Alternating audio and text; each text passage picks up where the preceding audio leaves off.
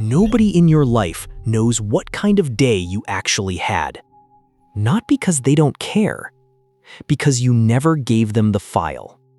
There's a specific kind of loneliness that only happens to people who are good at things. It doesn't look like loneliness. It looks like a full calendar, a career that's going somewhere, friends who call you the one who has it together. That's not a dating problem. That's a being known problem.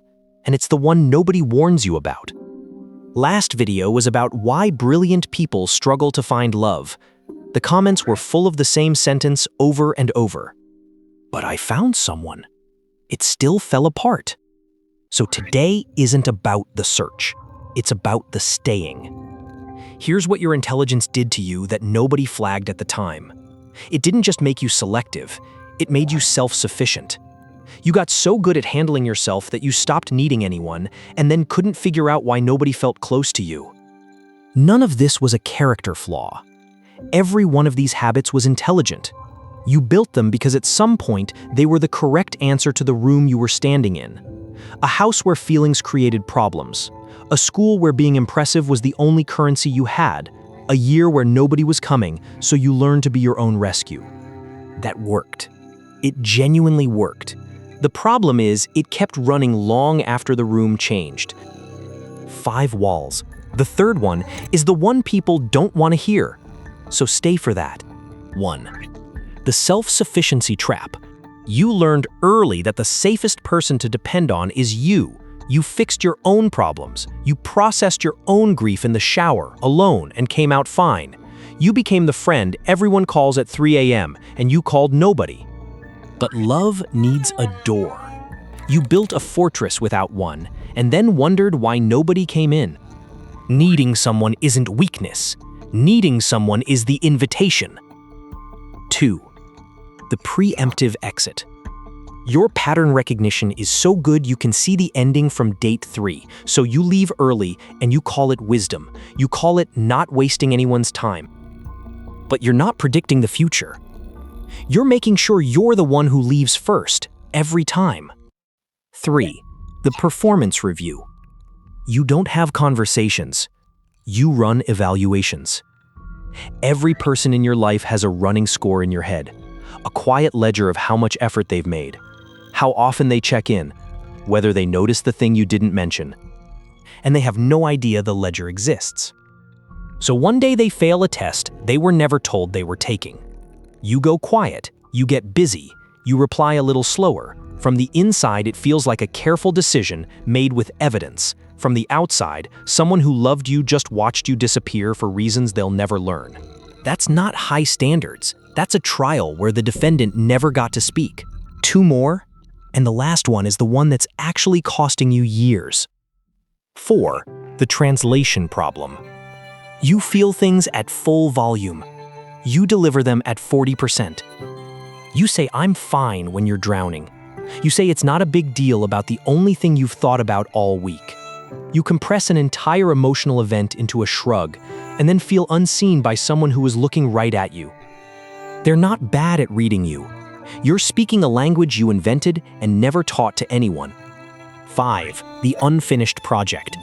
You believe you'll be ready for love after the business works, after the degree, after you fix the thing about yourself you don't like. So think about the people who already love you. A sibling, an old friend, someone who's known you 15 years. Ask yourself when they decided. It wasn't at your peak, it was probably during your worst year. They didn't love the finished version because there wasn't one. There still isn't. There isn't going to be. You're not a project waiting for a launch date. So how do you take the fortress down without becoming defenseless? 5 moves, small enough to actually do this week. 1. Ask for something you don't need. Not a real favor. Those are easy to justify. Ask for a pointless one. Can you grab that for me?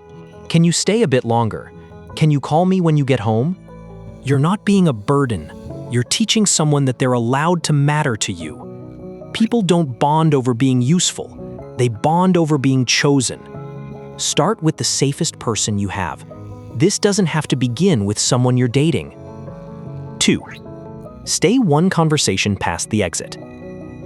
Next time you feel the pull to leave, the slow fade, the "this isn't going anywhere," do one thing before you go. Say the actual reason out loud to them, once.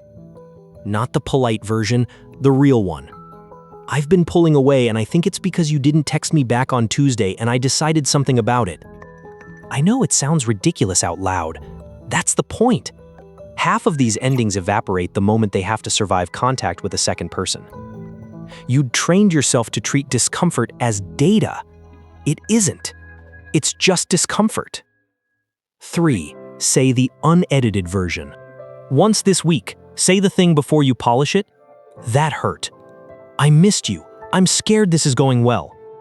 No context, no framing, no preamble explaining why you're being unreasonable. Just the sentence. And notice what you do in the 4 seconds after. The urge to soften it, to add a joke, to explain it away. Don't. Let it sit there unprotected. That silence is the whole exercise. 4. Let them be right on the small stuff. Someone suggests the restaurant, and you've already privately ranked 3 better ones. Go to theirs. Someone gives you advice about something you know more about than they do. Try it instead of explaining why it won't work. Not as a concession you're generously making. Not with a private note that you were right. Actually let them lead and let them see you follow. To be clear, this is about restaurants and weekend plans and whose route to take.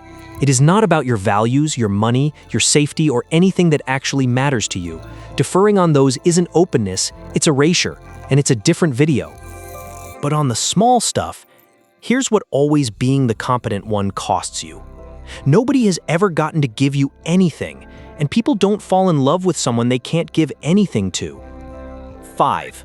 Let someone love the draft. Don't wait for the finished version of yourself. It's not coming. And the draft is where all the interesting parts are anyway. Your mind built you a life that works. That's real, and you should be proud of it. It protected you when protection was what you needed. But a life that works and a life that's shared are 2 different builds, and you cannot engineer your way into the second one. There is no version of this where you think hard enough and arrive at being loved. At some point, you stop solving and start showing up. Unfinished, unedited, unarmed. What's one thing you've never said out loud to someone who deserved to hear it? Put it in the comments. I think you'll be surprised how many people are carrying the exact same sentence. I'll see you in the next one.